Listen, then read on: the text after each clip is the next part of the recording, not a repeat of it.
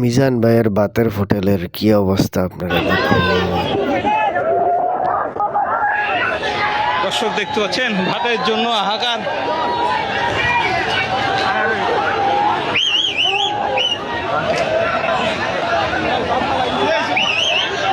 দর্শক কি একটা অবস্থা দেখেন, ভাতের জন্য কি অবস্থা, মিজান ভাইয়ের ভাতের জন্য কি অবস্থা দেখুন।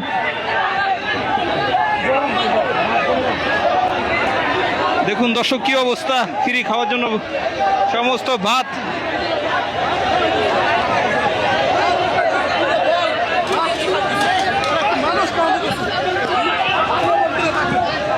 দেখুন এরা কি মানুষ, দেখেন কি অবস্থা।